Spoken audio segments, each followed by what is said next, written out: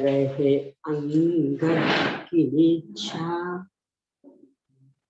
पिए लिए मन मूड़े तन से लोटी लया विवेवर चरण पूसा पसियौ सोये देविया सुयम सयल गण पाऊ में नवीनो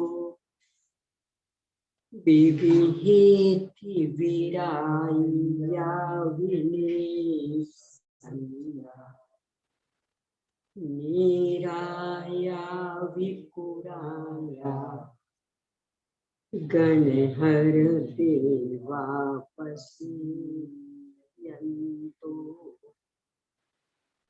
पसियौ महुधर सेनो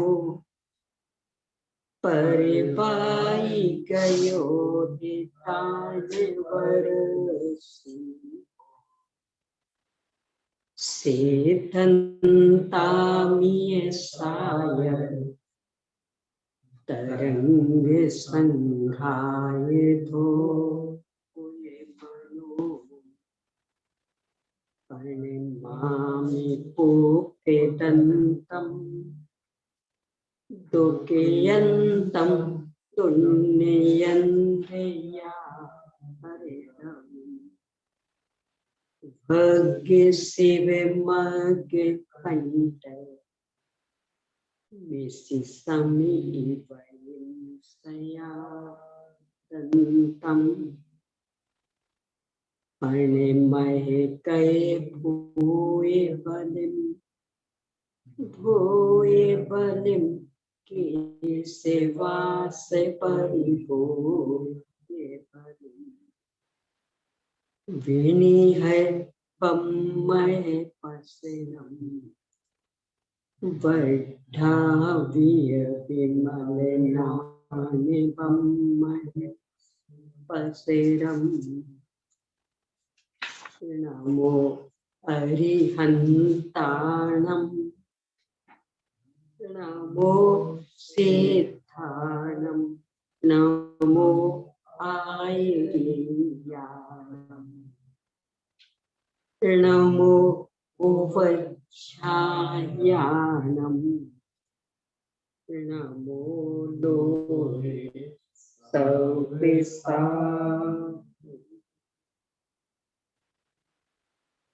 ओम श्री अरहंत सिद्ध आचार्य उपाध्याय साधु पंच परमेष्ठिभ्यो नमो।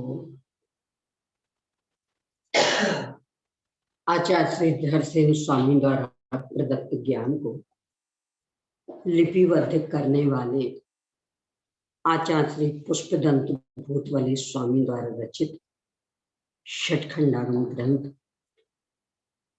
इसके प्रारंभिक 5 खंडों पर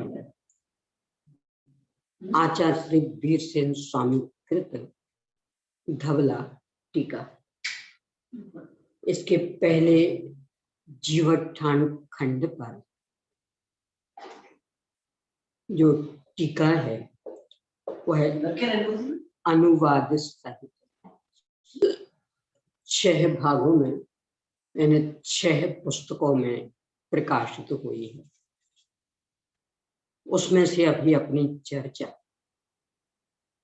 पहली पुस्तक पर संपन्न होने के बाद कल द्वितीय पुस्तक पर प्रारंभ हुई है। विषय क्रमशः चलते हुए मंगल संबंधी विविध मीमांसा के बाद में मार्गना और मार्गना स्थान का स्वरूप बताने के बाद सत आदि 8 अनुयोगों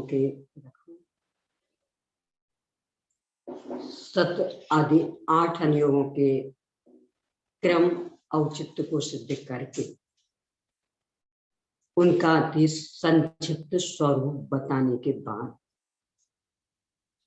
गुणस्थान और गुणस्थानाति सिद्ध भगवान का भेद अभेद अपेक्षा से सत अनियोग की मुख्यता से वर्णन करके फिर 14 मार्गनाओं के अंतर्गत गति मार्गना के 5 भेद, इंद्रिय मार्गना के 6 भेद, काय मार्गना के 7 भेद, योग मार्गना के सामान्य से 3 और विस्तार से 16 भेद, सामान्य से 4 और विस्तार से 16 भेद, वेद मार्गना के 4 भेद, कषाय मार्गना के 5 भेद, ज्ञान मार्गना के 8 भेद, दर्शन मार्गना के 7 भेद, लेश्या मार्गना के 7 भेद,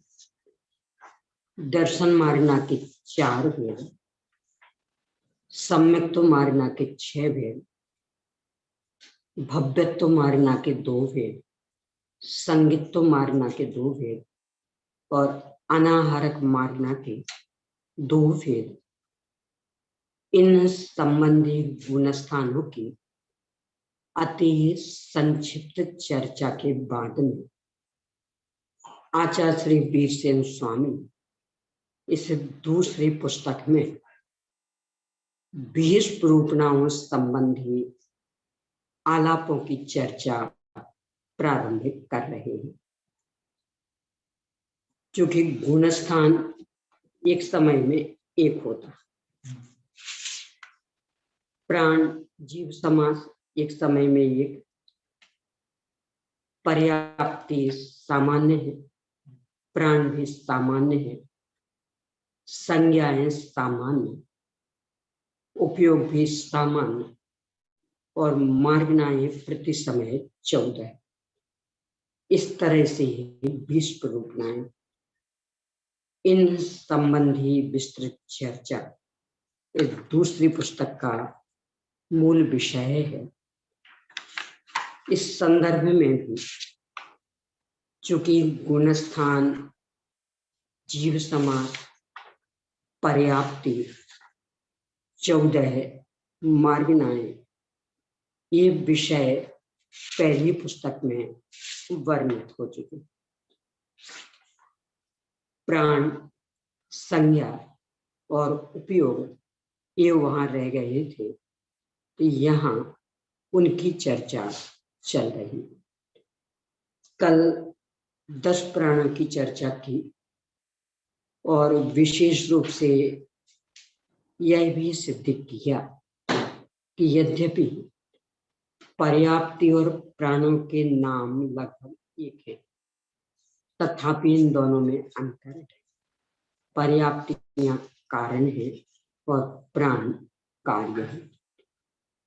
इसके बाद संज्ञा की चर्चा शुरू हुई। संज्ञा शब्द के अनेक अर्थ होते हैं, पर यहाँ संज्ञा मतलब इच्छा, कामना, लालसा, चाह। उनका स्वरूप बताते हुए कहा कि जिनसे जीव इस लोक में बाधित होकर और यदि सेवन करता है तो इस लोक और परलोक दोनों में ही दारुण दुख प्राप्त करता है, उन्हें संज्ञा कहते हैं। संज्ञा के 4 भेद। ब्राह्मण संस्कृति और अपनी श्रीमंत संस्कृति में थोड़ा सा अंतर।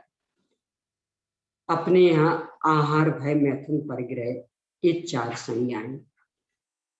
वैदिक संस्कृति में आहार, भय, मैथुन, निद्रा, ये 4 संज्ञाएं।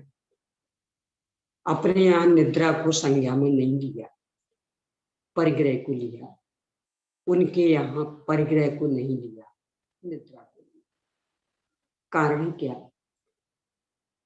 अपने यहाँ निद्रा को संज्ञा में नहीं लेने का कारण ये कि निद्रा सब संसारी जीवों के कहाँ है?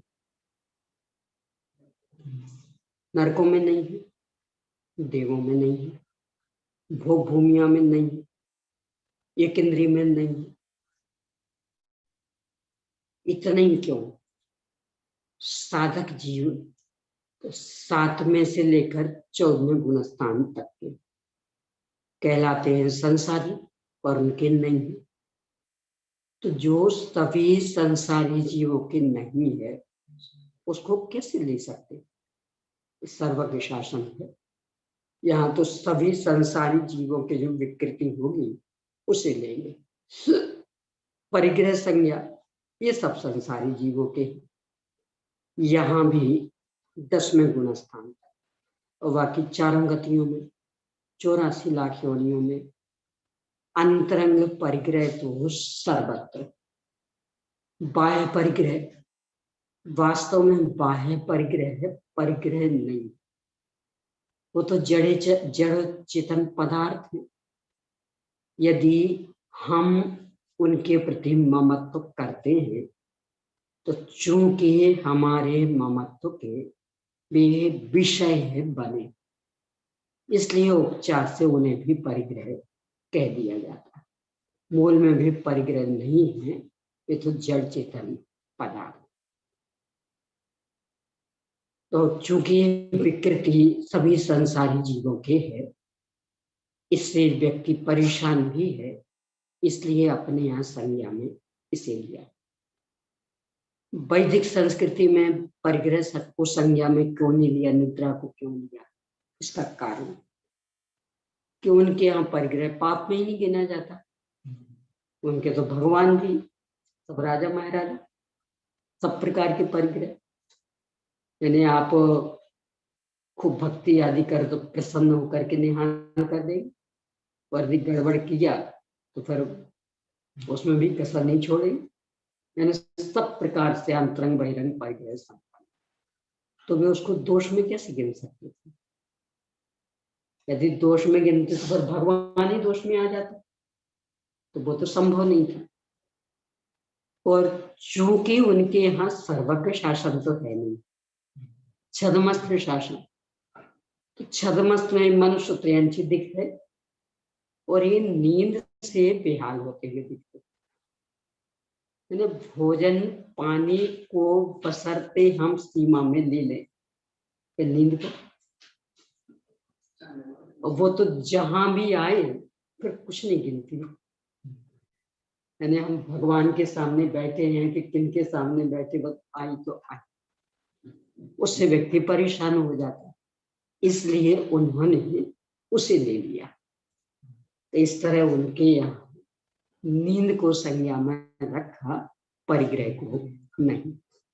अपने यहाँ सर्वज्ञ शासन, तो चूंकि नींद चारों गतियों में नहीं, सर्वत्र नहीं, तो इसलिए उसे नहीं लेकर के और जो चारों गतियों में है उस परिग्रह संज्ञा को लिया। इसके बाद इनका स्वरूप बताना प्रारंभ हुआ था, तो उसमें अपनी चर्चा आहार और भय संज्ञा तक हो गई थी।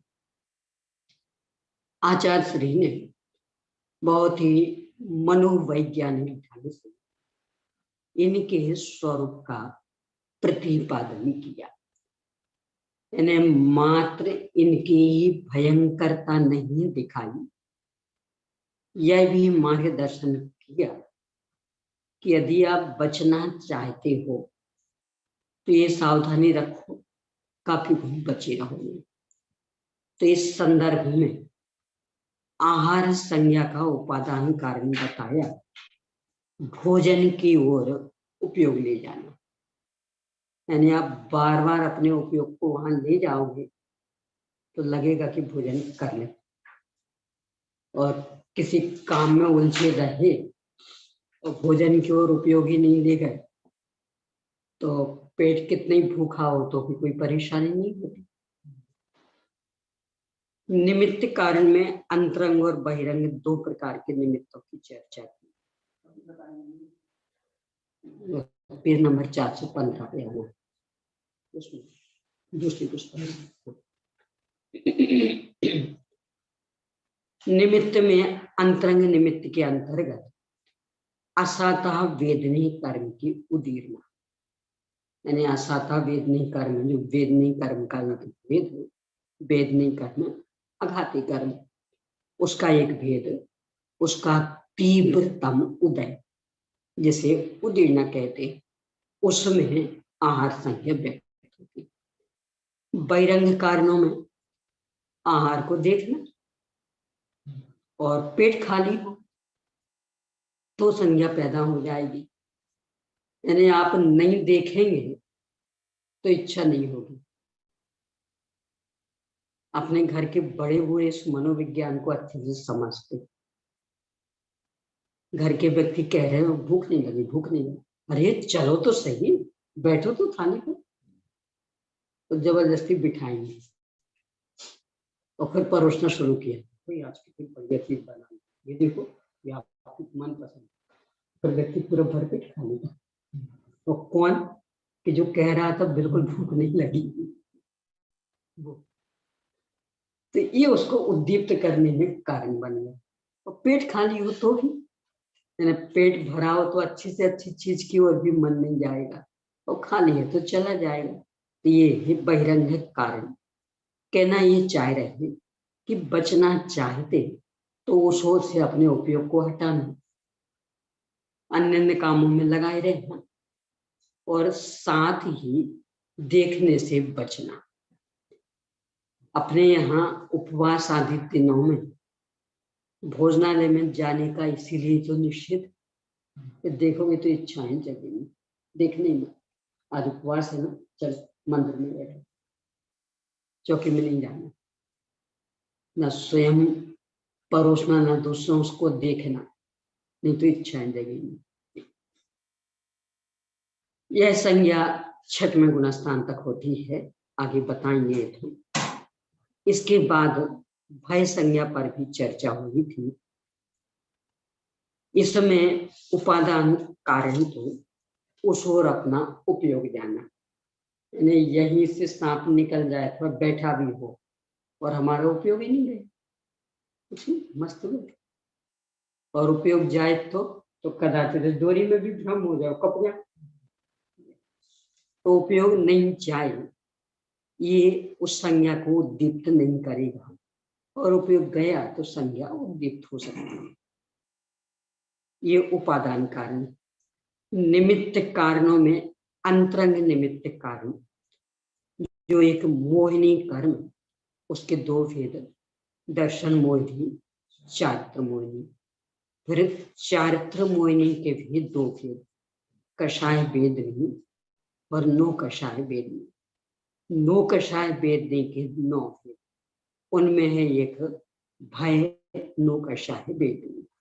तो भय नो कषाय वेदनी की उदीर्णा, यानी उसका तीव्र उदय, ये अंतरंग निमित्त कारण। बहिरंग निमित्त कारण अत्यंत भयानक पदार्थों को देखना, एकदम शेर आदि देखेंगे, उसका उस और उपयोग भी गया, डर जाएंगे। बच्चों को कहा जाता है भूत प्रेत की घटनाओं से वो डरते हो, बेटा रात को मत देखना, तुम डर जाओगे।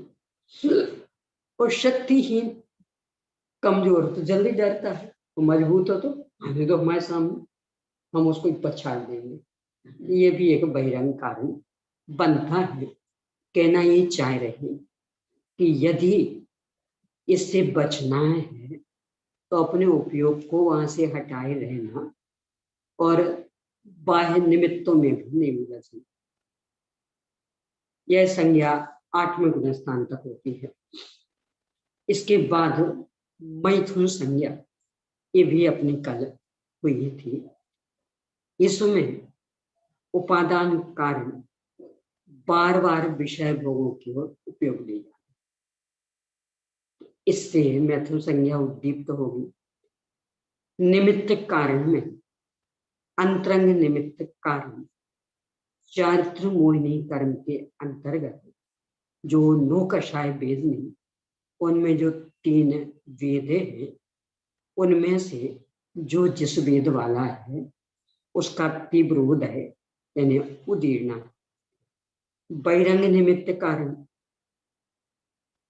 जो पदार्थ जल्दी नहीं पचते, वे कम उत्तेजना पैदा करते, उन पदार्थों का सेवन। कल चर्चा की थी कि अपने यहाँ की पद्धति है कि कदाचित आपको गरिष्ठ भोजन करना तो 1/4, यानी आप सीधी रोटी खाते 4 खा लेते, अब आज पूरी पकवान पूरी खानी है तो मात्र 1, ज्यादा हो तो 1.5 खाने, तो आराम से पच जाएंगे। पेट पर नहीं खाना। मान लो बादाम पिस्ता आदि खाना 1/4, बाकी पेट खाली रहने देना, आसानी से तो आसानी से पच जाएगा। और आपने पेट पर खाया तो काम देना होगा। दूसरा, कुशील व्यक्तियों की संगति में रहो तो कितने दिन शीलवान बने रहोगे। यदि शीलवान बने रहना कुशील व्यक्तियों की संगति से, उनकी चित्र आदि देखना, उनके साथ चर्चा वार्ता आदि, इनसे हटना और जो शीलवान हैं उनके साथ में रहना। यह भी 9 के सवेद भाग तक होती है। अब इस पर श्री शंकर समाधान बात में पहले परिग्रह। इसे आज अपन देख रहे हैं 415 पेज पर 227वीं गाथा के द्वारा इसकी चर्चा है। गाथा पढ़ते हैं। ओवेयरण तन से नया तस्सु विजोगेन मुच्चिताये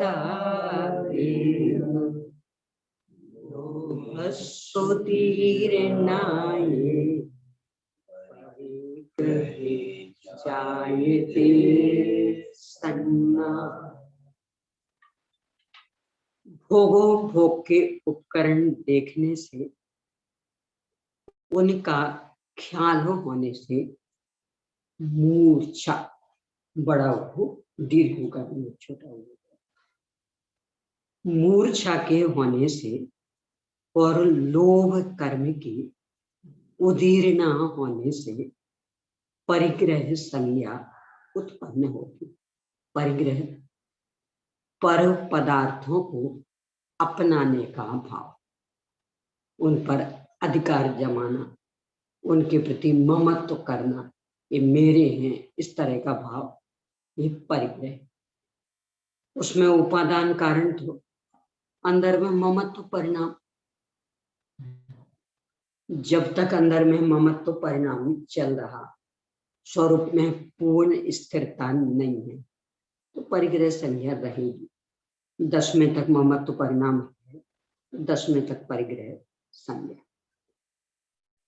निमित्त कारण में अंतरंग निमित्त कारण लोभ कर्म की उदीर्णा, चारित्रमोहिनी कर्म, उसकी जो कषाय वेदनी कर्म प्रकृति लोभ कषाय, उसका तीव्र उदय, इसका मतलब उदीर्णा, ये अंतरंग निमित्त कारण। बहिरंग निमित्त कारण भोग के उपकरण देखने से, ये तो आए दिन अपन भोग, कोई मेला आदि देखने जा रहे हो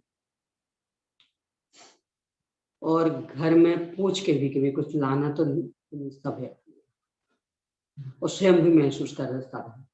अब गए तो वहाँ कितनी चीजें नई नई डिजाइन की थी, नई डिजाइन के गिलास, नई डिजाइन की कटोरी, नई डिजाइन के टिफिन आदि। पूछा क्यों खरीदे, थे नहीं आपके पास? नहीं है तो इस डिजाइन के नहीं थे। अपने अपने घर में देख लो, इतना अधिक ढेर क्यों लग जाता। ये बस है ना, चीज तो है पर इस डिजाइन की नहीं थी।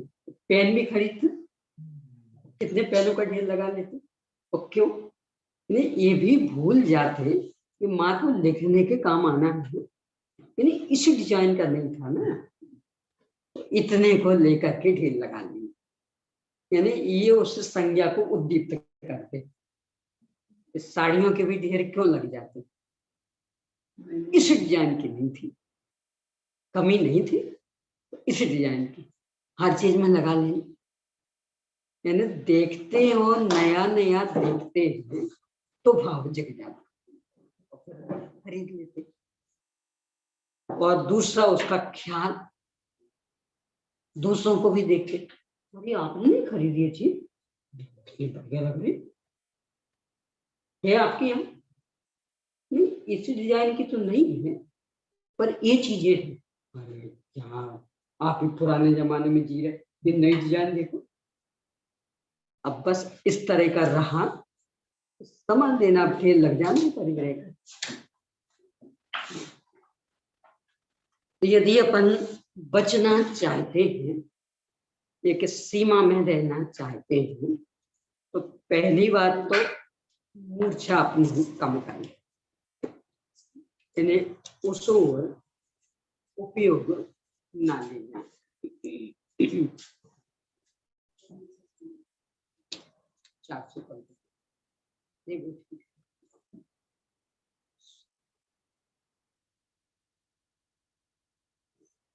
पलट गया है,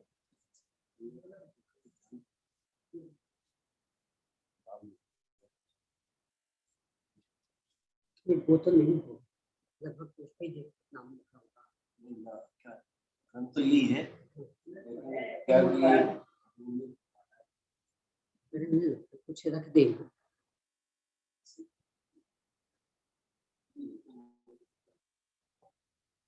कुछ रखने की पुस्तक बदल दे, थोड़ा पास में खिसका तो गिरेगा,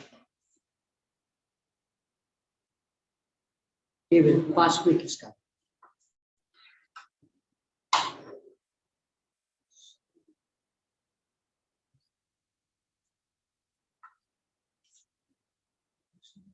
चार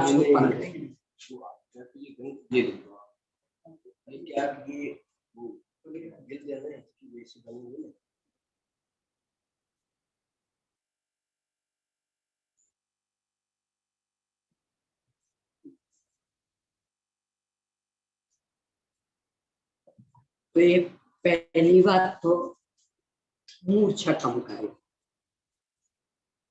उस ओर उपयोग नहीं होगा बुद्धिपूर्वक। और दूसरे भोग सामग्री को देखने के चक्कर में भी नहीं होगी, क्योंकि नई नई चीज देखेंगे तो फिर संग्रह का भाव आता है। देखो ही मत, क्योंकि मन इतना कमजोर है कि देखते हैं तो फिर तो बस ये वाली नहीं है ना, कोई कटोरियों की कमी नहीं है, पर इसी डिजाइन यदि बचना चाहते हैं तो इस तरह की सावधानी रख सकते हैं। इस तरह से चार संज्ञाओं की चर्चा संपन्न हुई। अब इस पर से शंका समाधान। शंका, मैथुन संज्ञा का वेद मार्गना में अंतर्भाव हो जाएगा, क्योंकि मैथुन संज्ञा वेद के कारण ही प्रवृत्त होती। समाधान सबसे नीचे और नीचे। समाधान नहीं, क्योंकि तीनों वेदों के उदय सामान्य के निमित्त से उत्पन्न हुई मैथुन संज्ञा और वेदों के उदय विशेष स्वरूप भेद, इन दोनों में एकत्व तो नहीं बन सकता। वेद ये सामान्य, मैथुन संज्ञा एक कार्य, कहें वेद एक कारण, वो तो चलता रहेगा कारण, नौवें गुण स्थान की सवेद भाग। और कार्य ये तो जब उसका तीव्र उदय होगा, मतलब उदीर ना हो, तब एक कार्य होगा, अन्यथा नहीं होगी। इसका मतलब दोनों एक नहीं है, अलग। मैथुन संज्ञा एक कार्य है और वेद मार्ग ये कारण। और प्रश्न, परिग्रह संज्ञा भी लोभ कषाय के साथ एकत्व को प्राप्त नहीं होती है, क्योंकि बाह्य पदार्थों को विषय करने वाला होने के कारण परिग्रह संज्ञा व्यपदेश को धारण करने वाले लोभ से लोभ कषाय के उदय रूप सामान्य लोभ का भेद है। यानी लोभ कषाय का तीव्र उदय अथवा उदीर्णा ये कारण और परिग्रह संज्ञा कार्य। सामान्य लोभ कषाय का उदय तो 10वें गुण स्थान तक चलेगा, पर तीव्र उदय नहीं हुआ, उदीर्णा नहीं हुई, इसलिए परिग्रह संज्ञा रूप प्रवृत्ति नहीं होगी। अर्थात बाह्य पदार्थों के निमित्त से जो लोभ होता है उसे परिग्रह संज्ञा कहते हैं, तीव्र लोभ। और सामान्य लोभ कषाय के उदय से उत्पन्न हुए परिणामों को लोभ कहते हैं। सामान्य लोभ तो हमेशा चलता रहता, और जब उसकी उदीर्णा होती है, तीव्र उदय होता है, तो वह परिग्रह संज्ञा रूप में बदल जाता है। अब इस पास इन प्रश्नों से ये सिद्ध किया कि वेद मार्गना अलग, मैथुन संज्ञा अलग, लोभ कषाय मतलब कषाय मार्गना अलग और परिग्रह संज्ञा अलग। वेद मार्गना 10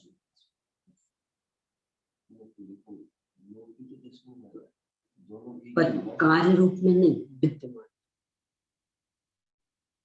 कार्य तो 6वें गुणस्थान में अपरिग्रह महाव्रत। हाँ हाँ, तो वो तो 5 में सामान्य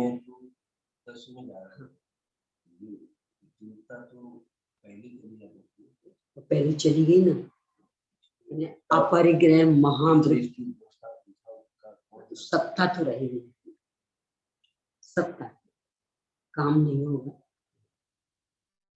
6वें गुणस्थान में अपरिग्रह महाव्रत हो गया, सभी प्रकार के परिग्रह का, और परिग्रह संज्ञा 10वें। 6वें गुणस्थान में ब्रह्मचर्य महाव्रत हो गया, और मैं तो संज्ञा 9 के सभी, तो वो अस्तित्व सत्ता ने कार्य तो दिखेगा 5वें गुणस्थान, परिग्रह का भी और कुशील का भी। 6वें गुणस्थान में तो इन संबंधी महाव्रत हो गए, पर अस्तित्व सत्ता ये ऊपर के गुणस्थान में। एक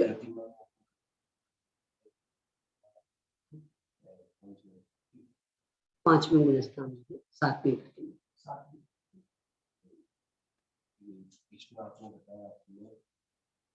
ब्रह्मचर्य महाव्रत 6वें में। ब्रह्मचर्य प्रतिमा में भी स्त्री मात्र के सेवन का त्याग हो गया, पर स्त्री सेवन विषय सेवन का त्याग तो विशुद्धि लब्धि में हो गया। सो स्त्री सेवन का 24 घंटे यानी हमेशा के लिए त्याग, ये ब्रह्मचर्य प्रतिमा में हो। फिर भी वो 5वां गुणस्थान क्यों? अब ये अति चाहिए, घर में रह रहे दोष लगेंगे।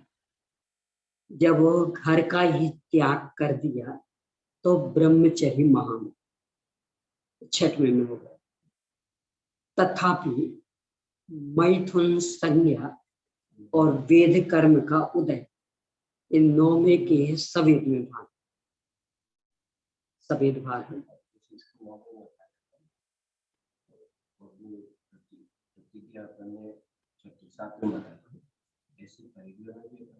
हाँ, तो वही तो कह रहे ना कि अपरिग्रह महामृत तो छठवें में हो गया और परिग्रह संज्ञा 10वें में, वो अस्तित्व की अपेक्षा, सत्ता की अपेक्षा।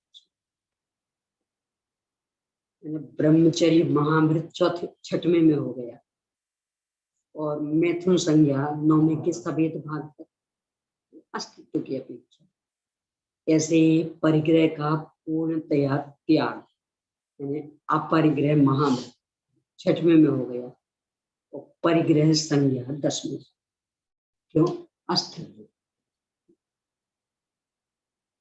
एक आहार संज्ञा ऐसी संज्ञा कि जहां तक उसका अस्तित्व वहीं तक उसका कार्य, छठवें तक अस्तित्व, छठवें तक ही कार्य। ने ऐसा था कि उदीर्णा भी छठवें तक, भय का भी नहीं है ऐसा। निर्भयता, निशंकता चौथे गुण स्थान में प्रकट हो गए, सातों भयों का अभाव और भय संज्ञा 8वें तक चलती। देखो अस्तित्व, 7 भयों का अभाव, देखो निशंकता चौथे में प्रकट हो गई और संज्ञा चल रही है। एक अकेली आहार संज्ञा ऐसी जो उसका कार्य और कार्य एक साथ ही रहता और एक साथ ही जाता, बाकी 3 संज्ञाओं को अंतर पड़ेगा। तो उन संबंधी स्थिति विद्यमान, अस्तित्व विद्यमान गिनाएंगे पर वहां उदीर्णा नहीं, कार्य कभी भी नहीं दिखाई देगा, पर अस्तित्व विद्यमान गिनाएंगे।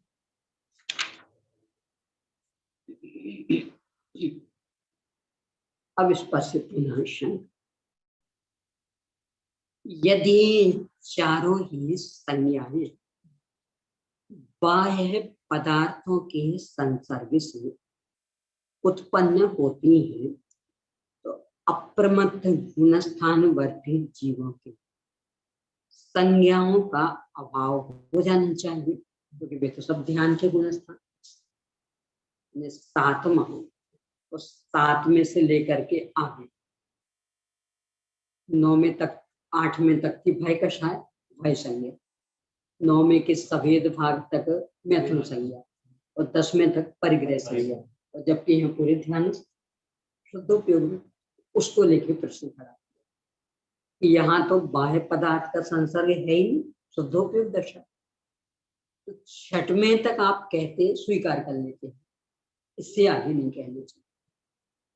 अप्रमत्त गुणस्थान वर्ती जीवों संज्ञाओं का अभाव हो जाना चाहिए।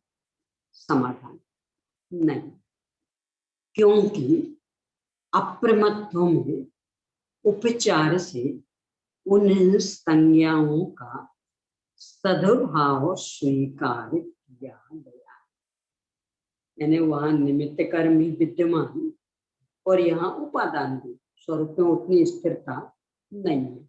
यानी 10वें में लोग कषाय भी, तो ये उपादान हुआ और निमित्त लोग कषाय का उदय भी चल रहा, इसलिए परिग्रह संज्ञा 8वें तक भय का उदय भी चल रहा, तो ये निमित्त और उतनी स्वरूप स्थिरता भी नहीं। 9वें के सफेद भाग तक वेद का उदय चल रहा, ये निमित्त और स्वरूप में वैसी स्थिरता भी नहीं। तो चूंकि निमित्त भी विद्यमान और उपादान भी विद्यमान, तो भले ही कार्य रूप में परिणमन नहीं होगा, तथापि उपादान निमित्त दोनों विद्यमान होने से वहां तक इन संज्ञाओं का अस्तित्व स्वीकार किया गया। इस तरह से 4 संज्ञाओं की चर्चा है। अब अंतिम उपयोग, ज्ञान दर्शन उपयोग, इसका सबसे पहले स्वयं, स्वयं और पर को ग्रहण करने वाले परिणाम विशेष को उपयोग कहते हैं। यहाँ उपयोग ज्ञान दर्शन, यद्यपि उपयोग शब्द भी अनेक अर्थों में, किसी चीज को काम में लेना, इसे भी उपयोग कहते हैं। किस तरह के अपने परिणामों में चित्त रुक रहा, उन्हें भी उपयोग कहते हैं। इन्हें शुद्धोपयोग अशुद्धोपयोग आदि। कर्मबंध के कारणों को भी उपयोग कहते हैं। मिथ्यात्वादी को उपयोग समय सारणी का, और यहाँ ज्ञान दर्शन को उपयोग कहा जा रहा है। तो इसकी परिभाषा स्वयं पर को ग्रहण करने वाले परिणाम विशेष, यानी वो एक दशा विशेष है, अवस्था विशेष है, जिसमें स्वयं भी ग्रहण होता और पर भी, स्वयं का भी प्रतिभास है और पर का भी। चूंकि ज्ञान दर्शन दोनों को यहाँ लेना, इसलिए वे सामान्य परिभाषा में ज्ञान या दर्शन शब्द का प्रयोग नहीं करते, क्योंकि वो सीमित हो जाता है। तो सामान्य, तो स्वयं और पर को ग्रहण करने वाला जो परिणाम विशेष, अवस्था विशेष है, वह उपयोग और गाथा द्वारा इसे स्पष्ट कर रहे हैं। पेज नंबर 416 पर 228 में गाथा। निमित्तम भावो जादो जीवस्य जो दुर्भोजो सो दुर्हो नायो सायारुचिर अनाया, या में मात्रा अनाया, सायारुचिर अथवा अनयान, अनयान, अनायरुन अनयान। वस्तु को ग्रहण करने के लिए जीव का जो भाव होता है, उसे उपयोग कहते हैं। अब इससे जो वो बहुत बड़ी समस्या थी कि उपयोग में कौन सा उपयोग लेंगे, शक्ति रूप उपयोग, व्यक्ति रूप उपयोग, यानी गुण लेना, पर्याय लेना। जब लक्षण वाली बात करते हैं, यानी उपयोग हो लक्षण, तो पर्यायवादी बात ये भी स्पष्ट है। वस्तुओं को ग्रहण करने के लिए जीव का जो भाव हो, यानी उस रूप पर्याय, उसका नाम उपयोग। उसके दो भेद हैं, साकार उपयोग और निराकार उपयोग। अब इसको फिर भी आगे नाम दे देंगे। साकार उपयोग को नाम देंगे ज्ञानोपयोग और निराकार उपयोग को नाम देंगे दर्शन उपयोग। अब इनके भेदों की चर्चा गाथा द्वारा।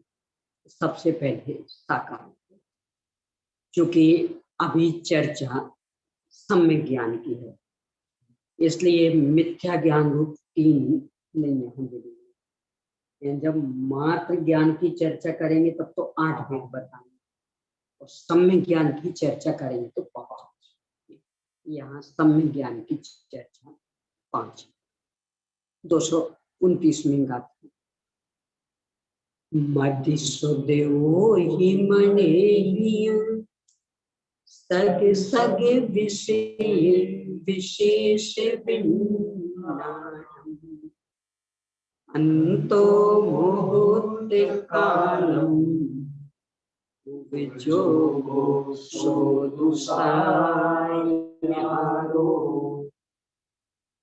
मति ज्ञान, श्रुत ज्ञान, अवधि ज्ञान और मनः पर्याय ज्ञान के द्वारा अंतर मुहूर्त, हाँ बड़ा मुहूर्त काल पर्यंत अपने अपने विषय का जो विशेष ज्ञान होता है, उसे साकार उपयोग कहते हैं।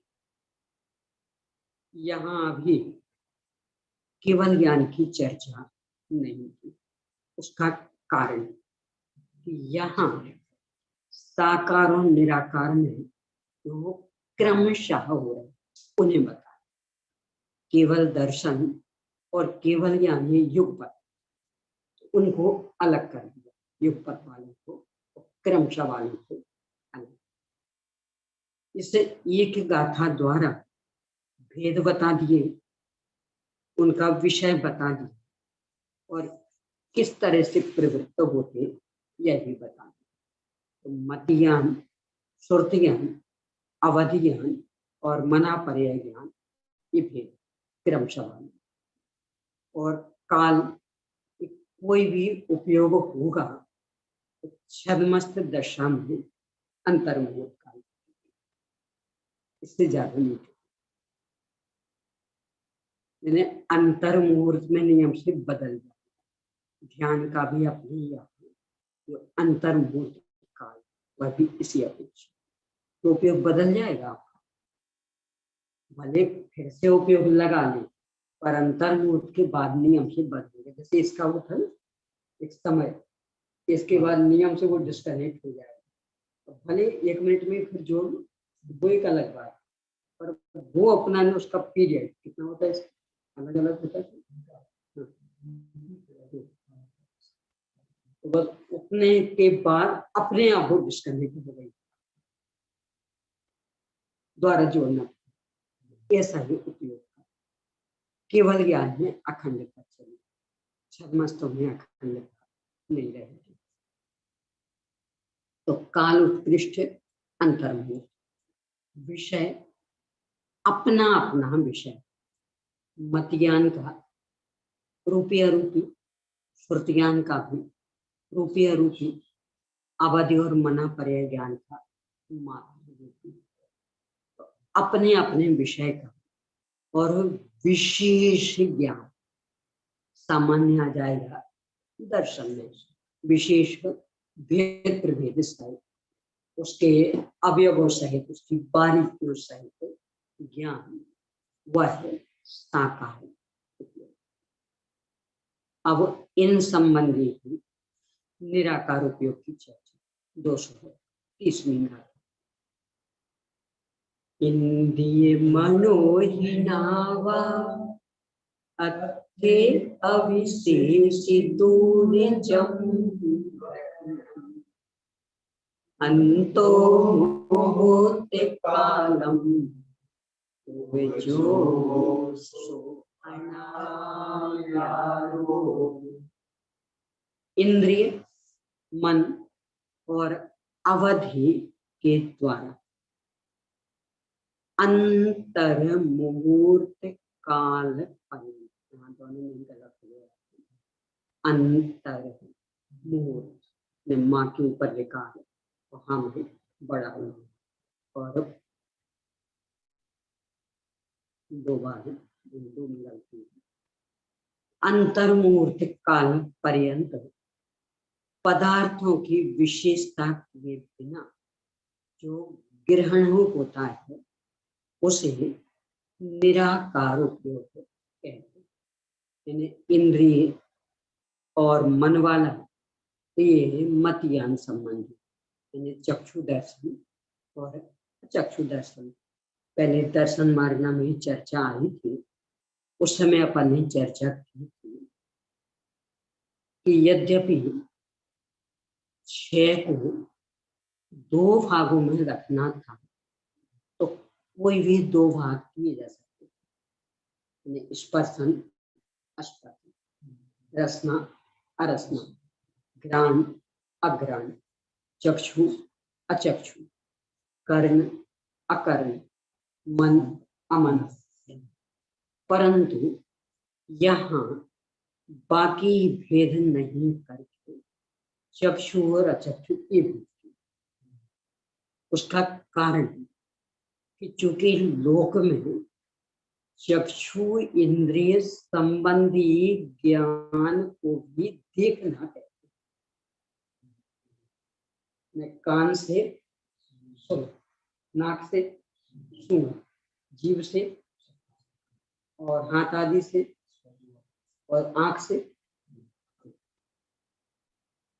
आंख से जो भी ज्ञान होता है उसको देखना कहते हैं, और दर्शनों में भी देखना। ये देखना वो देखना नहीं है, ये जो चक्षु दर्शन संबंधी देखना ये मात्र सामान्य प्रतिभास, और जो चक्षु इंद्रिय संबंधी ज्ञान वाला देखना वहां विशेष भेद प्रभेद सहित जानना, ये अंतर स्पष्ट रहे, इसके लिए चक्षु और अचक्षु ये दो भेद इनको मुख्य करने का उद्देश्य है। वो देखना और ये देखना, इनमें आकाश पाताल जैसा अंतर। सामान्य प्रतिभा स्वरूप देखना ये दर्शनोपयोग का कार्य, और विशेष प्रतिभा स्वरूप देखना ये ज्ञानोपयोग का। सामान्य प्रतिभा स्वरूप देखना ये अंतरंग परिणाम, और विशेष प्रतिभा स्वरूप देखना ये बहिर्गेयवादी। ये अंतर स्पष्ट रहे, इसके लिए दर्शन के चक्षु की मुख्यता से चक्षु दर्शन और अचक्षु दर्शन ये भेद।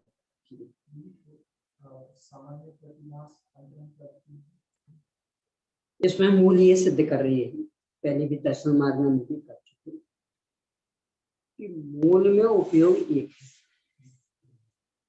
तो जब भी किसी गेय के सम्मुख होता, गेय के सम्मुख या नहीं, मूल में कोई बाहर तो निकलता नहीं, अपनी ही ज्ञान पर्याय में जो प्रतिबिंब बन रहे उनको ही जान रहा, पर उसमें भी चूंकि अपना उपयोगात्मक ज्ञान, तो ज्ञान पर्याय में जितने जो झलक रहे सबको एक साथ जानने की अपने में क्षमता नहीं। देखो ऐसा ले, आपको दाल दी दादी ने, और कहा इसका जरा स्वाद देखो, नमक कैसा, एक बार फिर से खा, कभी खाई थी,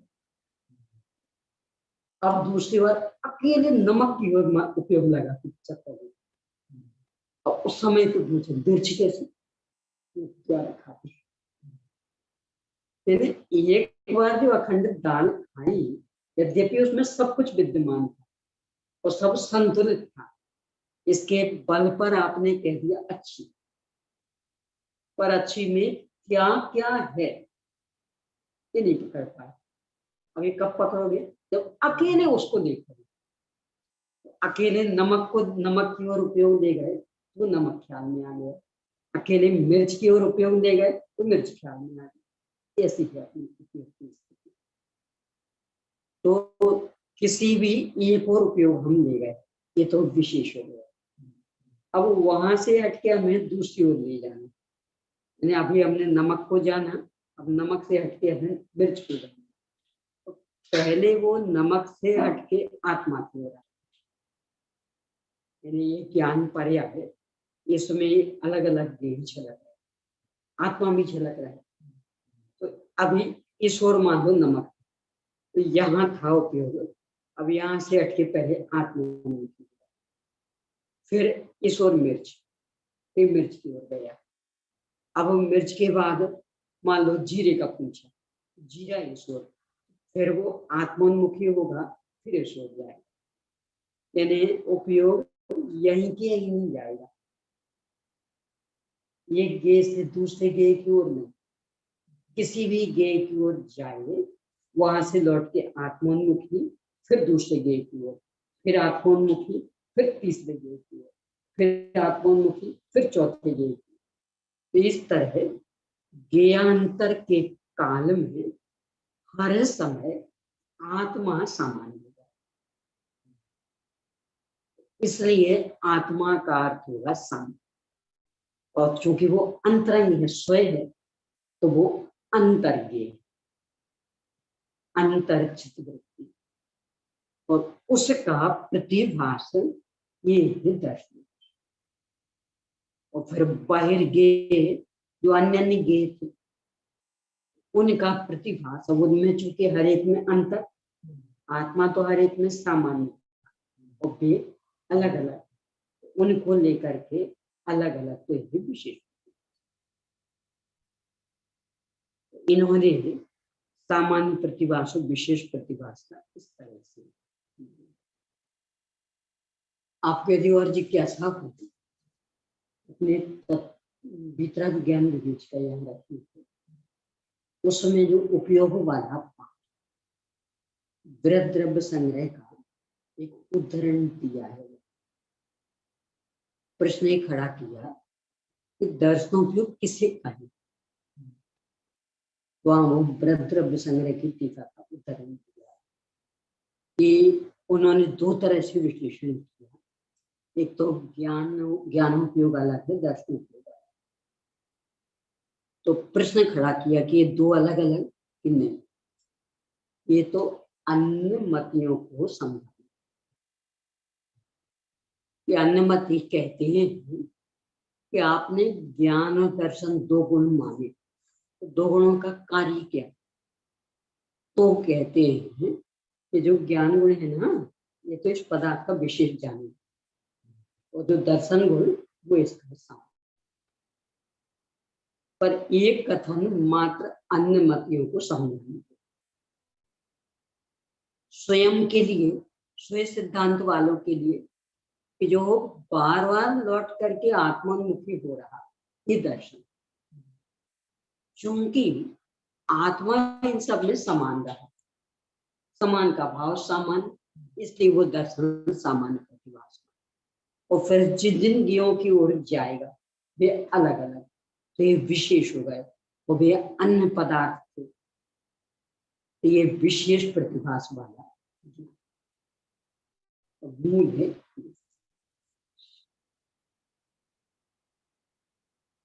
और चाहो तो उसको पढ़ना फिर और चर्चा करनी है। यहाँ चूंकि दर्शन मारना के संदर्भ में काफी विस्तार से अपन 2 बार आ चुके हैं, तो अभी ज्यादा हो रहा है।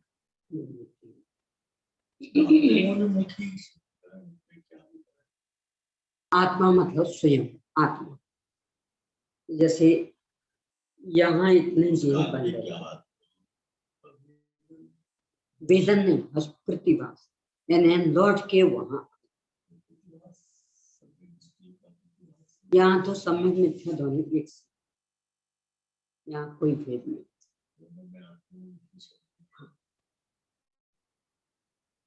दर्शनोपयोग में सम्यक मिथ्या का भेद नहीं है, दोनों भी एक।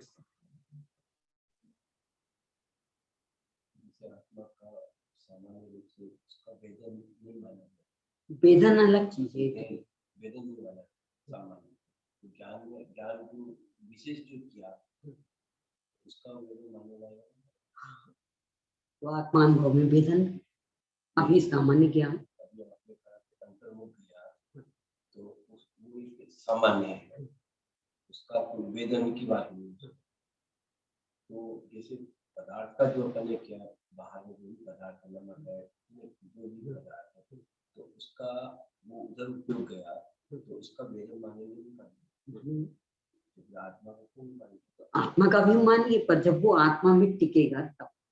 अब ये तो वो आने जाने वाला हो, यानी इतने सारे गए थे, यहाँ था। तो अभी हमने नमक को देखा, और नमक को देख करके हमको मिर्ची को देखना है, तो वो पहले नमक की जगह आत्मा में जाएगा, फिर मिर्ची पे जाएगा। तो जब नमक को देखा तो नमक का तो आपने कहा वेदन किया, और जब आत्मा को देखा तो उस टाइम पे पहले का वेदन, क्योंकि वहां रुका ही नहीं, वहां भी तो नहीं, वहां रुका है, वहां रमता है। यानी जब स्वाद लिया तो बराबर रमा है, पहले नहीं रमा था तो स्वाद नहीं ले पाया था, तो फिर नहीं हम दोबारा खा, तो दोबारा खाने में बराबर उसको उपयोग केंद्रित करता है, ये ख्याल में भी आता है। जब केंद्रित करता तो पता लगता, नहीं ऐसा कहा जाए ना, काजू कड़वे भी होते, काजू कड़वे होते नहीं होते, नहीं होते। कभी ऐसा करना, कभी अकेला काजू खाना, जब खाओगे तब तो अच्छा लगेगा, अब उसको अच्छे से चबाते रहोगे, अंत अंत वो कड़वा।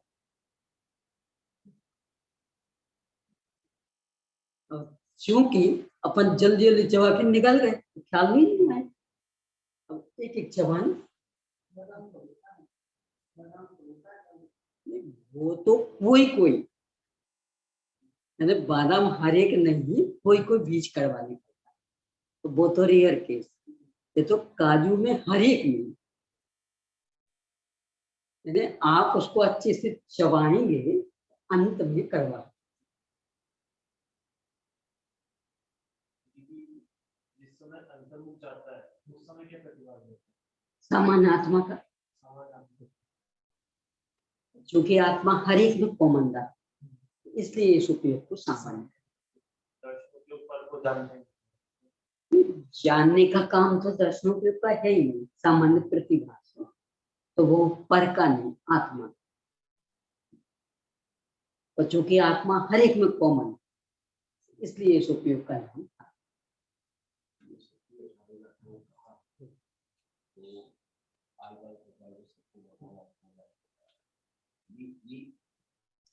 अब वो एक अलग विषय, इसको इसको अपन परीक्षा मुक्त सूत्र के सूत्रों के आधार से ले लें। पाओ ने लिखा, परोन्मुखी प्रतिभास्तम परस व्यवसाय, और सोन्मुख प्रतिभास्तम स्वस्थ व्यवसाय। यानी आप जिसमें अटकोगे उसका विशेष वेदन होने लगेगा, तो आप पर में अटकते हो तो पर का वेदन होने लगता। अब ऐसे स्वयं में अटको, स्वयं का वेदन हो जाएगा, पर अटकना पड़ेगा। यानी जैसे अभी वो नमक की ओर एकदम उपयोग केंद्रित करना पड़ा, ऐसे सामान्य दाल खाई थी तो पता नहीं लगा था, उस ओर अलग से उपयोग लगाना पड़ा तो पता लगा। अब ऐसे आत्मा की ओर उपयोग लगा तो आत्मा का वेदन हो जाएगा।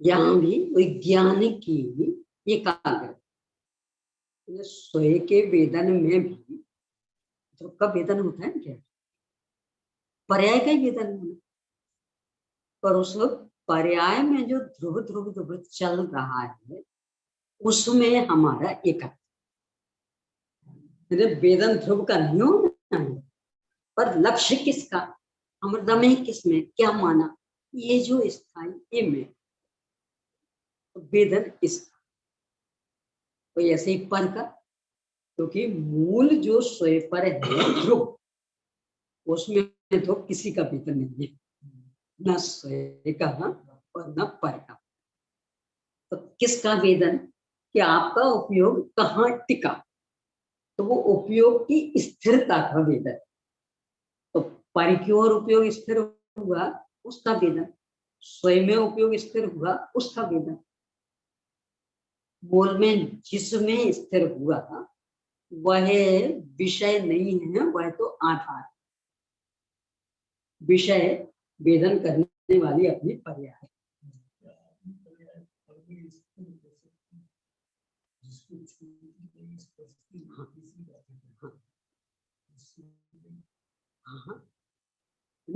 काल्पनिक लोक में हम कम हैं क्या, शरीर कभी अपना हो सकता,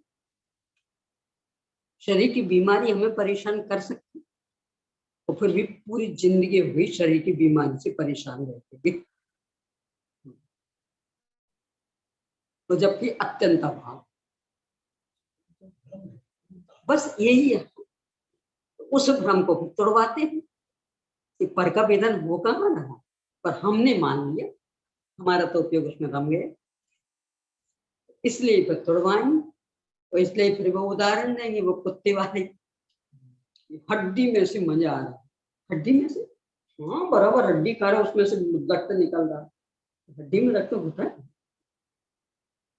किस में से निकल रहा था, उसके जबड़े फटे, और उसे भ्रम क्या हो गया था, हड्डी में से आया। ऐसे ही वेदन हुआ अपने ज्ञान का, और हमें भ्रम क्या हो गया, उस ज्ञान का। रसगुल्ला खाए ना, उसका भी क्या मजा आ रहा, तो रसगुल्ला का मजा, रसगुल्ले को छू ही सकते हैं, मजा था ज्ञान का, मान लिया रसगुल्ले का।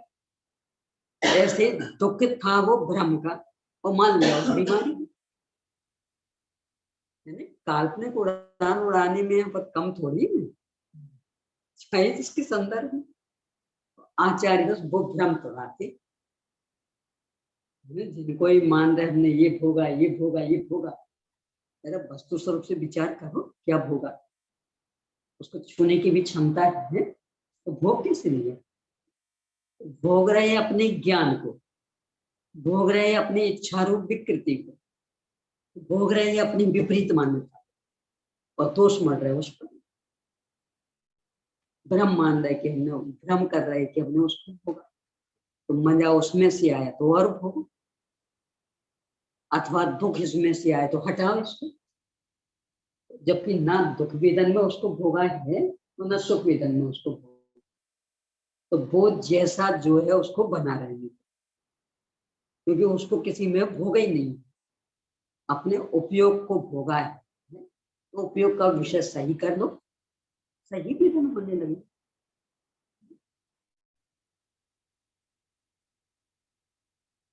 भ्रम में कितना जीने का अभ्यास है।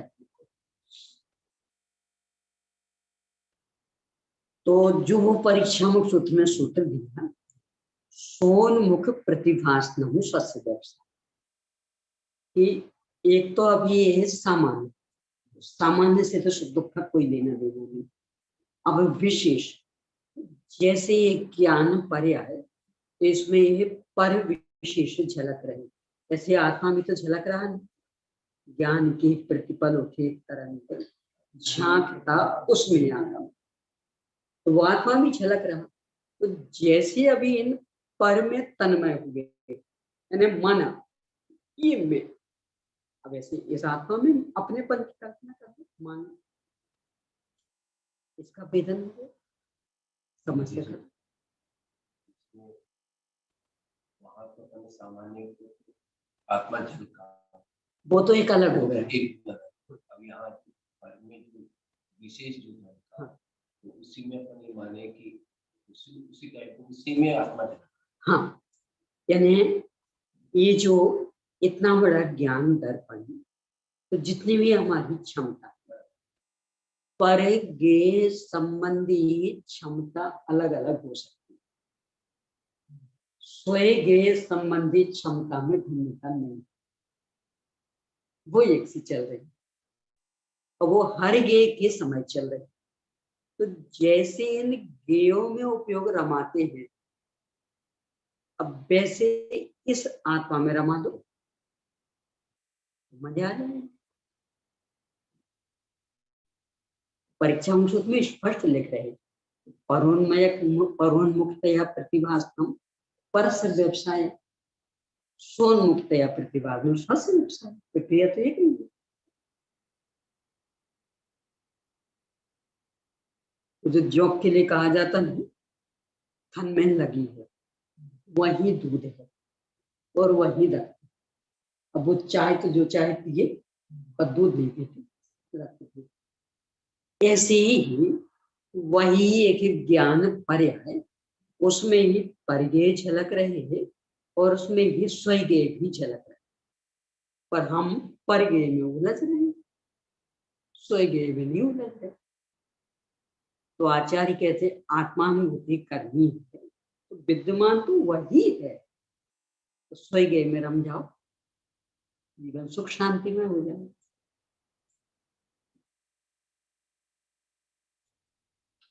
लेना देना कुछ नहीं है, हटाना करना कुछ नहीं है, सब कुछ प्रक्रिया में पहले से विद्यमान, बस अकेला उपयोग बदलना। परोन्मुखी उपयोग किया, दुख दुख दुख, आकुलता आकुलता आकुलता, और सोन्मुखी उपयोग किया, सुख शांति, दुख का कोई कार्य नहीं रहेगा, क्यों, वो हमेशा विद्यमान। एक सा विद्यमान अनंत वैभव संपन्न। दुख इसलिए ही तो था ना कि जिसको हम अपना रहे वो हमारा अपना बन नहीं पाता, और जितना चाहते उतना नहीं। आत्मा स्वयं ही है और भरपूर तत्व, दुख का कोई कारण ही नहीं, सुख शांति।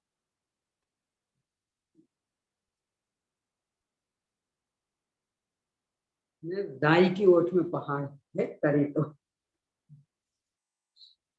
वही झलक रहा, झांकता उसमें आत्मा। तब हमेशा, तब करना क्या है, वो तो हमेशा हाजिर, गुरुदेव की भाषा में हाजरा हजूर विद्यमान। कब? नित्य उद्योतमान, कब का क्या सवाल, हमेशा। कदाचित पर की झलकन में अंतर पड़ रहा होगा ज्ञान के उघाड़ के कारण। शिवभूति मुंदाज को तो बाकी के नाम याद नहीं आ रहे, उसमें अंतर होगा, पर स्वयं के झलकन में, सबके में स्वयं के झलकन में कोई अंतर नहीं। निरंतर झांक रहा आपको, अब बस उपयोग बदल के उसमें एकाग्र होना, जीवन सुख शांति। और चूंकि वो शाश्वत है, समस्या खत्म, परिपूर्ण है, समस्या खत्म। यानी जो अपनी काल्पनिक समस्या, हाँ आज तो ठीक ठाक, कल ऐसे ही बना रहे तब ना, इस संयोगों में तो यही विकल्प चलेंगे, वे तो बने नहीं रहे। तो जो हमेशा एक सब बना रहता उसे स्वीकार करो ना। हाँ, कल ऐसा बना रहे तब ना, ये विकल्प ही खत्म हो जाए। क्यों? भाई हमेशा एक रूप है, परिपूर्ण, शाश्वत। इतना सा काम।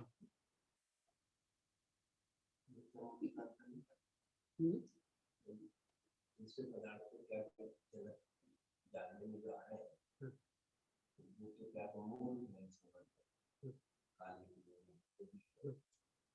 वो तो हमको जानता है, और आत्मा है जिसको हमको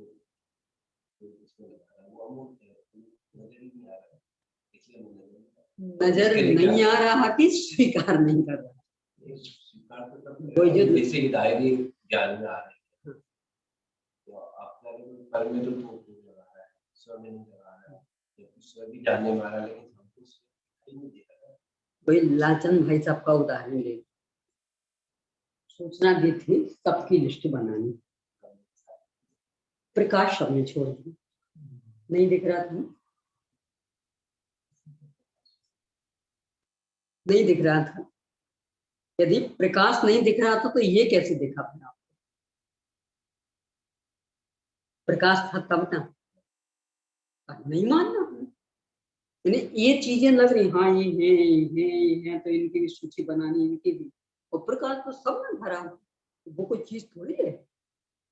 तो जबकि कितनी बड़ी चीज सब में भरा, और उसके कारण ये सब दिखे, तो प्रकाश नहीं दिख रहा था। अभी ऐसे ही यहाँ कि वो मोर झलक रहा था, किसमें? किसमें? दर्पण में मोर का आकार बन रहा था, मोर वो हरा नीला पीला था इसलिए आपको दिख गया, पर जिस दर्पण में बन रहा था वो नहीं दिखा था।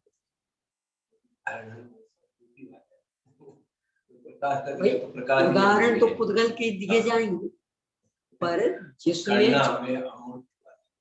ये तो अमूर्तिक में, यानी मैंने इसे जाना, तो मैंने जाना, मैंने का बातचीत क्या है? आज हमें अच्छा नहीं लग रहा, तो ये हमें का बातचीत क्या, किसे? शरीर को। तो नहीं आ रहा पकड़ में, तो माने नहीं माने वो अलग बात, पर ये जो मैंने, मुझे, हमें, ये सब जो कह रहा, इन सब का बातचीत क्या है, किसकी ओर इशारा कर रहा है? सब 10 दिन हो गए बिल्कुल अच्छा नहीं, किसे? 10 दिन से आप वही चल रहे, तो अपनी स्थायी सत्ता स्वीकृत नहीं हो गई, तो आज बराबर 10 दिन हो गए, बहुत मूड ऑफ है, बिल्कुल अच्छा नहीं है। किसे? हम। तो हमें का वाच्य कौन? एक एक समय की पर्याय है कि जो 10 दिन से वही वही वही चल रहा, वो तो नहीं दिख रहा है। वो नहीं दिख रहा तो कहा कैसे आपने कि 10 दिन हो गए बिल्कुल अच्छा नहीं लग रहा? स्वीकार नहीं करे वो उसकी मस्ती, दुख भोगना है, इसके स्वीकार नहीं करते। यानी दिखता कब नहीं है।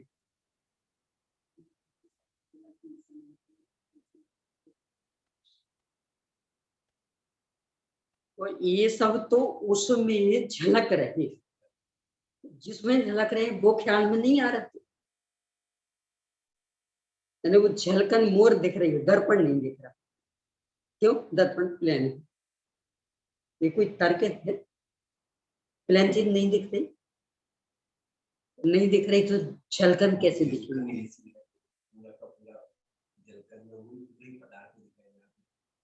नहीं तो भी चूंकि ये झलकन है, तो जिस किसी में है, वो जिस किसी में है उसकी सत्ता है कि नहीं है?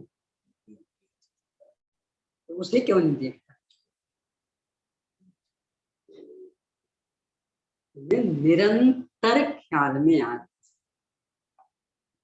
नित्य उद्योतमान छिपा हुआ बिल्कुल भी नहीं, स्वीकार नहीं करता।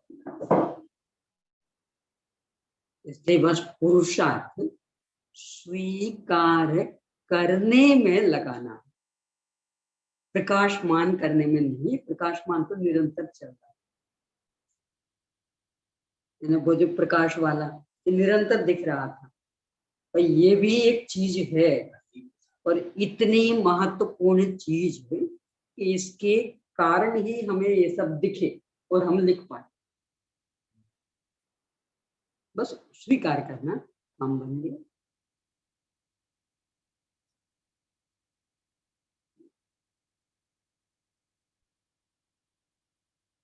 तो इस गाथा में 4 भेद बता दिए, उनका काल बता दिए, विषय, और ये है साकार उपयोग।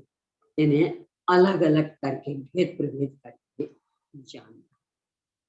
अब इसके बाद दर्शनोपयोग, इंद्रिय मन, ये मत ज्ञान संबंध, और अवधि ये अवध ज्ञान संबंध, और मना पर्याय ज्ञान चूंकि यह मत ज्ञान पूर्वक होता है, और श्रुत ज्ञान भी मत ज्ञान पूर्वक होता है, तो उन संबंधित दर्शनोपयोग अलग नहीं।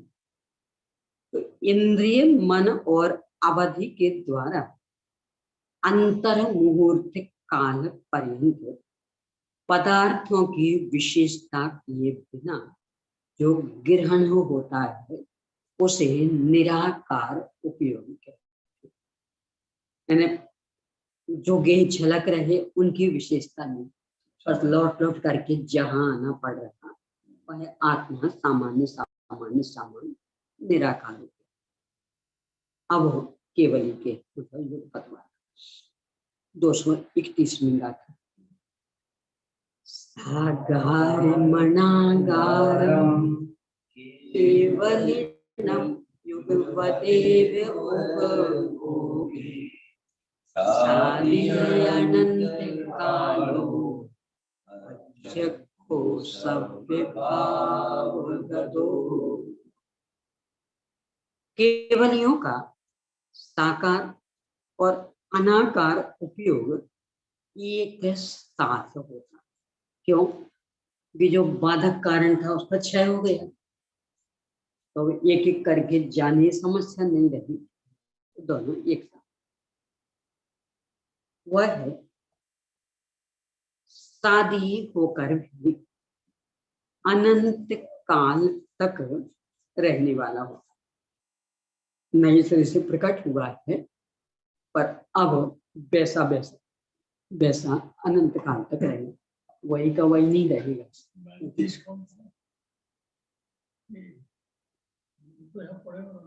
दोनों ही है, दोनों पढ़े।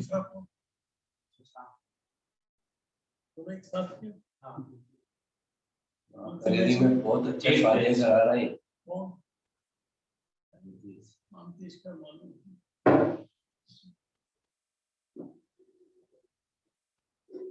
दोनों एक ही कक्षा के क्लास में।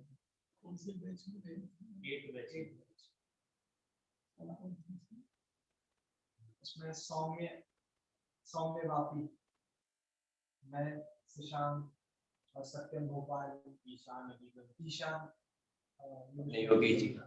योगेश जी के बेटे इनके बैच के।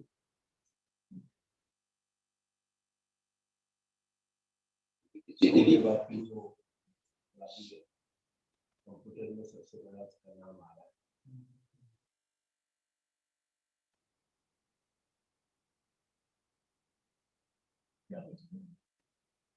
अभी 10 कम 3 मैंने 25 मिनट में।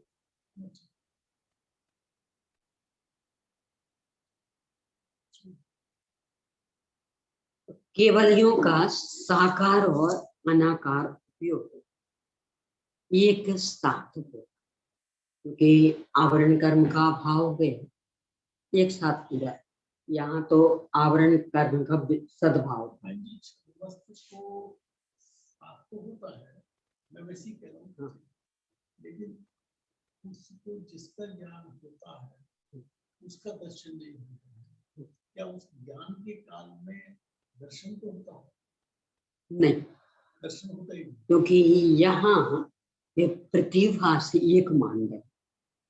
जब सामान्य प्रतिभास तब विशेष नहीं, जब विशेष तब सामान्य नहीं। मेरे कहने का अर्थ इस समय दर्शन को, इस समय ज्ञान है, इस प्रकार में, और अगले समय ज्ञान है, तो उस समय दर्शन। ऐसा नहीं कि दर्शन और ज्ञान पिछली पड़ेगा।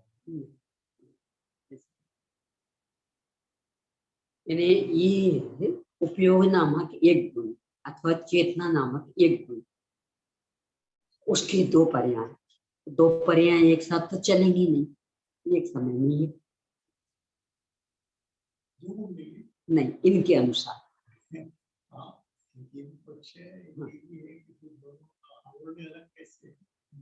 वो तो चर्चा इसलिए ज्यादा संगत नहीं थी कि सुख नाम का एक गुण माना है और श्रद्धा उच्चार उसके भेद, जैसे मोहिनी नामक एक कर्म और उसके दो भेद। तो वो तर्क कोई ज्यादा मजबूत नहीं।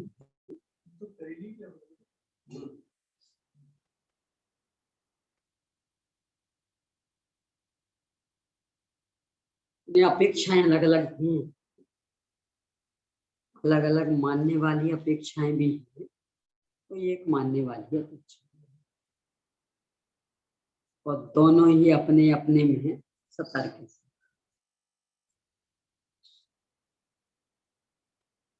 केवलियों का साकार और अनाकार उपयोग एक साथ होता है। वह है सादीर होकर भी अनंत काल तक रहने वाला हो। विवादक कर्म का पूरा अभाव हो गए, अब कभी भी नष्ट नहीं होने वाला, अनंत काल तक रहेगा। और वह है प्रत्यक्ष सब पदार्थों को ग्रहण करने वाला होता है, परोक्षतः समाप्त। जो आवरण कर्म समाप्त, शक्ति पूरी विकसित हो गई, सब कुछ प्रत्यक्ष। वह उपयोग ज्ञान, अब ये सुनना ध्यान से, पहले मारना में ज्ञान दर्शन मारना है।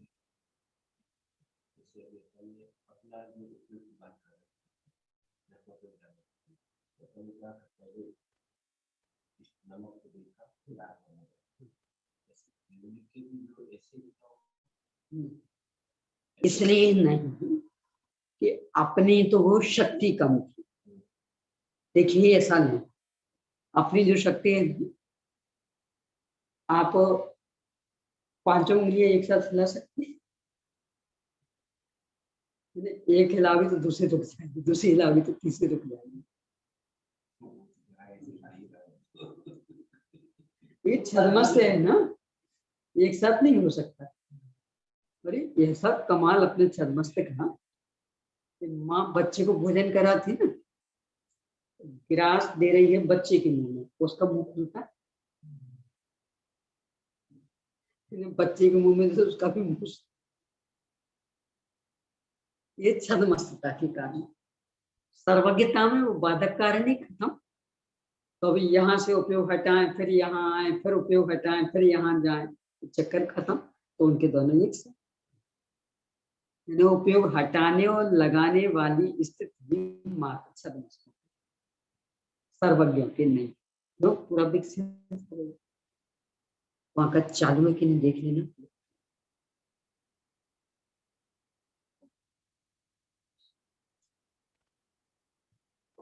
वह उपयोग ज्ञान मार्ग और दर्शन मार्ग नाम अंतर्भूत नहीं होता, क्योंकि ज्ञान और दर्शन इन दोनों के कारण रूप ज्ञानावरण और दर्शनावरण के क्षयोक्षम को उपयोग मानने में विरोध आता है।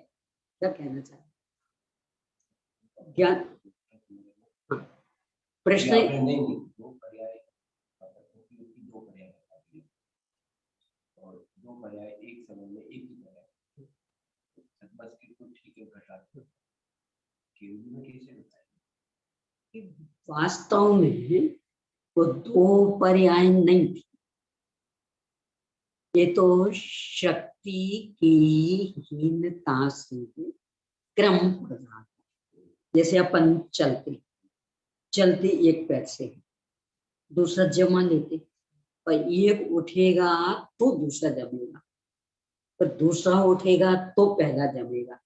इस तरह से कहेंगे हम दोनों पैर से चलते। दोनों पैर से चलने का मतलब ऐसा, तब कहलाएगा दोनों पैर से चलते। और अपना तो एक ही हो, फिर ये क्यों, फिर ये क्यों, तो दो पैर से कहाँ चले, एक से ही तो चल, एक तो स्टेप है। भगवान चलते हैं दोनों पैर से, भगवान का जो बिहार होता है अपना क्यों क्यों, क्या वो अपने में कमजोरी है? जब एक अच्छे से जमा लेंगे तब दूसरा उठाएंगे, तो दूसरा अच्छे से जमा लेंगे तब पिछला उठाएंगे, उनकी परिपूर्ण शक्ति व्यक्त हो गई। ऐसे ज्ञान दर्शन में तो उनका पूरा विकास हो गया था। तो एक ओर से हटाएं तब दूसरी ओर लगाएं, यानी हमें आपको देखना क्यों करना पड़ेगा, और इस ओर देखना तो यूं, तो भगवान को कुछ भी ऐसा नहीं करना, उन्हें तो सब दिख रहा है। उनके सब एक साथ, यानी हटाने और लगाने की समस्या उनकी समाप्त हो गई। क्यों? कि पूरा ज्ञान विकसित हो गया, बाधक कारण का अभाव है।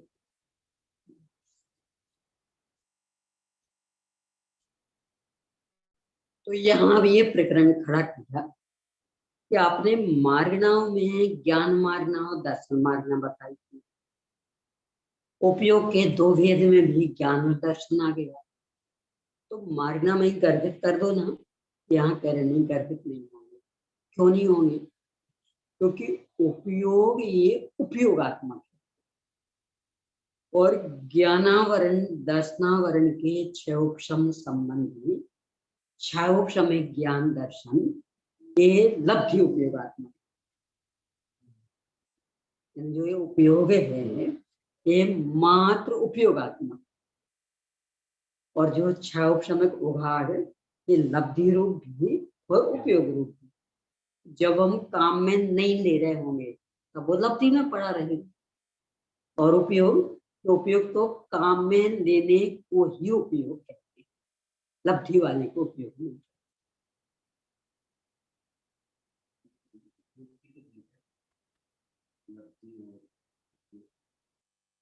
नहीं, भावेंद्री के, यानी उस उघाड़ के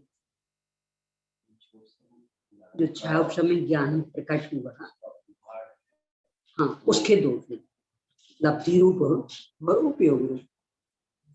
यानी ऐसा नहीं कि जो पूरी थाली हमारे सामने आ गई, अब उसके दो भेद, कि किसका ग्रास बना के खा रहे तो कौन सा रखा,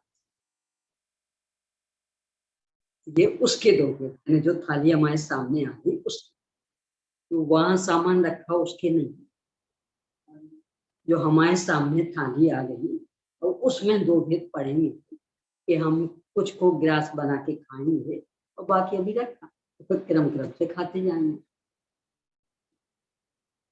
तो जितना वहां क्षय उपशम हुआ तदनुसार क्षय उपशम ज्ञान दर्शन प्रकट, इसका नाम तो उघाड़, क्षय उपशम ज्ञान भावेंद्र। अब इसके फिर दो भेद, लब्धि और उपयोग। तो जितने को हम उस समय काम में ले रहे होंगे ये उपयोग, और बाकी जो भंडार में सुरक्षित है। तो इसलिए इन दोनों को एक नहीं कह सकते, यानी उपयोगी है क्रियान्वित रूप है, एक कार्य रूप, और क्षायोपशमिक ज्ञान एक कार्य।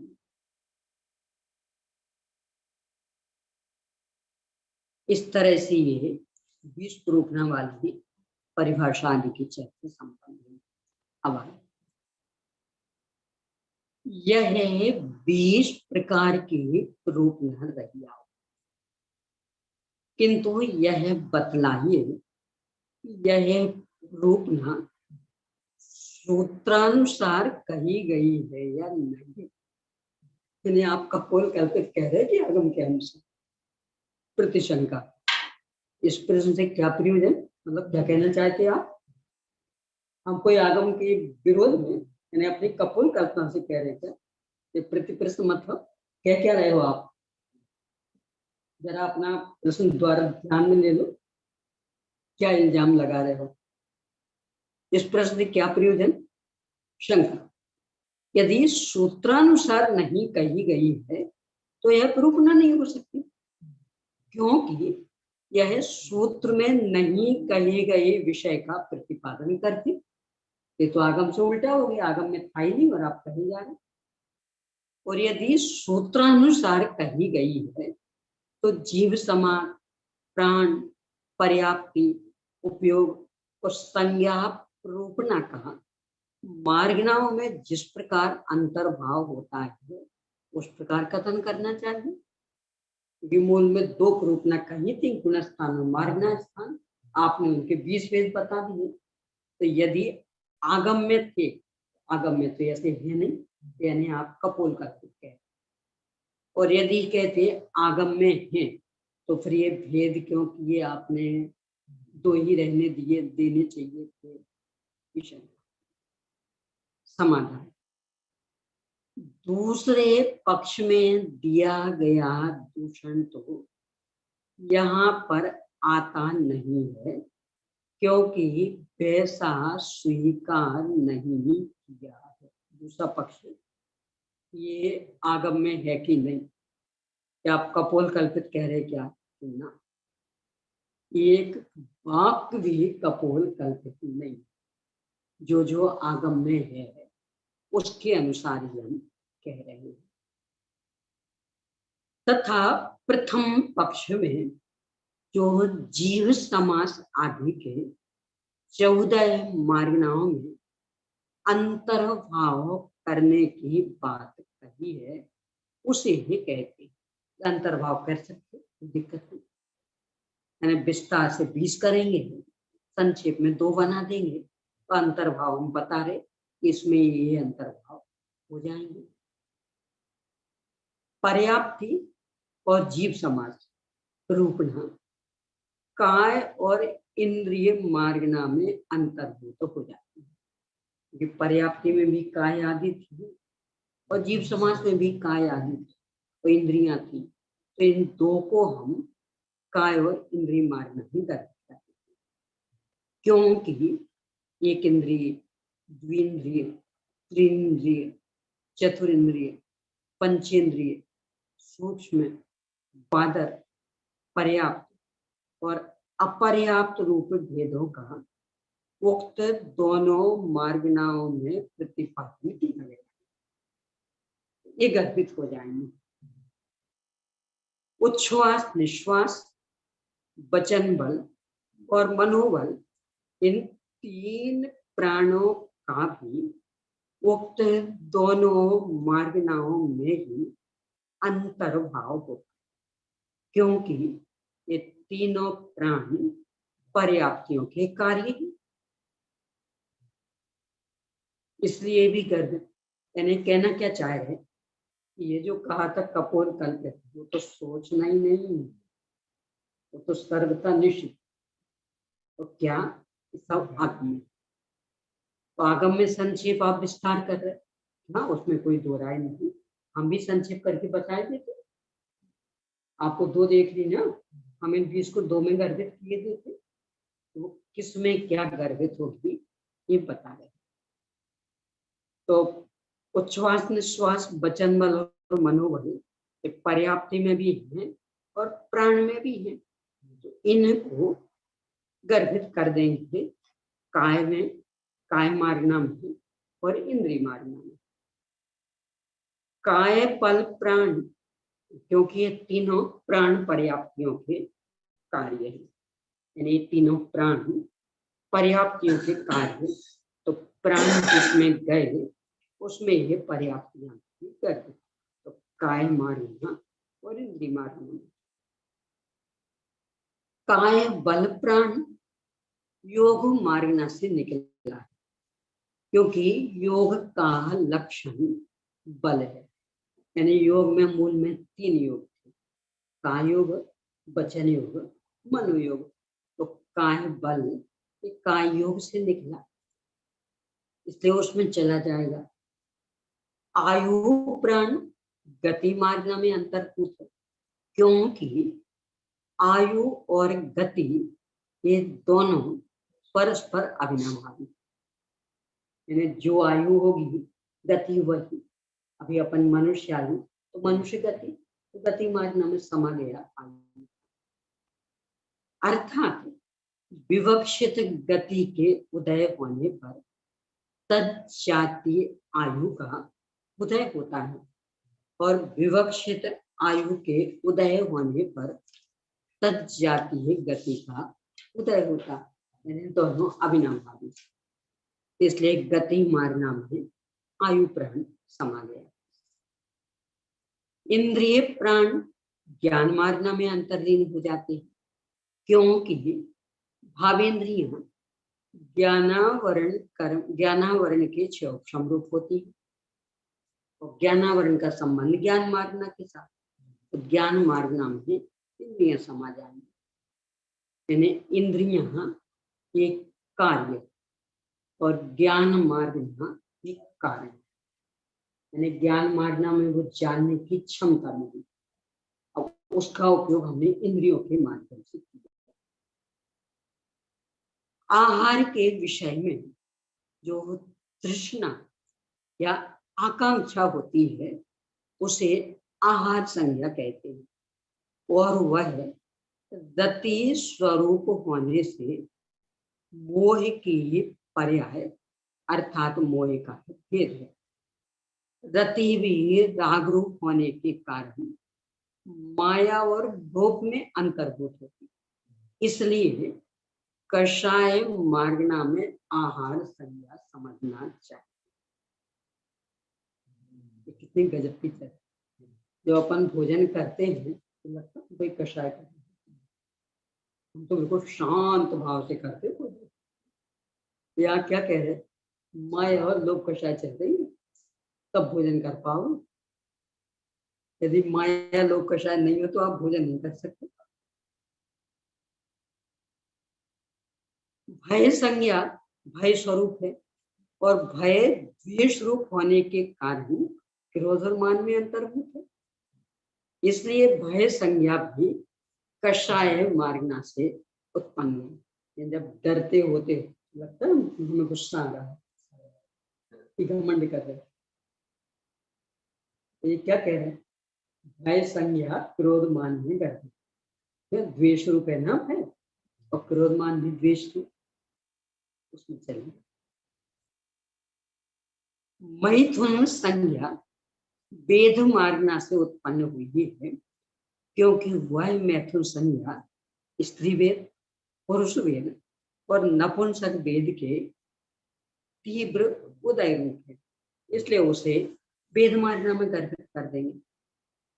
परिग्रह संज्ञा भी कषाय मार्गना से उत्पन्न हुई है, क्योंकि यह संज्ञा बाह्य पदार्थ में व्याप्त लोभ रूप है, इसलिए परिग्रह संज्ञा भी कषाय मार्गना में गर्भित। साकार उपयोग ज्ञान मार्गना में और अनाकार उपयोग दर्शन मार्ग में अंतर्भूत, क्योंकि वे दोनों ज्ञान और दर्शन रूप ही है। ऐसा होते हुए भी उक्त रूपनाओं के स्वतंत्र कथन करने में पुनरुक्ति दोष भी नहीं आता है, क्योंकि मार्गनाओं से उक्त रूपनाएं कथन से भिन्न। मैं क्या प्रश्न खड़ा किया था, यदि आप अलग अलग बता रहे हैं तो ये बातें आगम में है कि नहीं? यदि आगम में नहीं है तो इसका मतलब आप कपोल कहते झूठे, और हम आपके पास झूठ सीखने नहीं आए, बंद करो चर्चा। और यदि कहते आगम में है, हम तो आगम में दो पढ़े थे, गुण स्थानों मारना है, आपने 20 कैसे बना दी? तो कहा कि आगम में है, कपोल कल्पित वाली बात तो पूरी उड़ा, आगम में है, बस आगम में वो सामान्य थी, हमने उसका विशेष कर दिया। विशेष सामान्य में गर्भित होता है, तो कैसे गर्भित हुआ ये सारा मारना में गर्भित करके बता दिया। तो ये तो शंका का समाधान। अब मूल विषय, फिर भी हमें यहाँ 20 रूपनाएं अलग अलग बताई, यानी है वो मारना वाली, फिर भी हम अलग अलग बताएंगे। क्यों बताएंगे? कि उससे ज्ञान में विशेषता, स्पष्टता आएगी। स्पष्टता आएगी तो प्रयोजन विशेष सद पाएगा, इसलिए बताएंगे। और पुनरुक्ति बिल्कुल नहीं समझना, क्यों? क्योंकि सामान्य से विशेष हमेशा बलवान हुआ, तो पुनरुक्ति कहाँ हो? बल्कि जिन्हें सामान्य से समझ में नहीं आता, देखो ऐसा ले लो, अपन ने किसी कर्मचारी को कहा इस कमरे को व्यवस्थित करें, व्यवस्थित करें मतलब क्या करें? उसी टेबल पर धूल पड़ी हो उसे झाड़ दो, चटाइयां समेट के रख दो, यहाँ झाड़ू लगा दो। तो ये जो हमने अलग अलग बताया, ये उससे सामान्य का ही विशेष, उसे क्या क्या कार्य करना ये बताया, तो उसे कार्य और व्यवस्थित होगा, ये बात सिद्ध होगी कि हमने उल्टा सिखाया, क्योंकि उसको ख्याल में नहीं आ रहा था कि व्यवस्था करना मतलब क्या करें, तो बताना पड़ा कि व्यवस्था करना मतलब ये करो। ऐसे ही यहाँ कि मारना स्थानों में वो सामान्य कथन, 20 रूपनाओं में हम विशेष बताएंगे, तो उससे ज्ञान में स्पष्टता आएगी, स्वयं पर भेद विज्ञान करने में आसानी रहेगी, इसलिए हम विशेष करेंगे। अब आगे विशेष की चर्चा प्रारंभ होगी। अभी का समय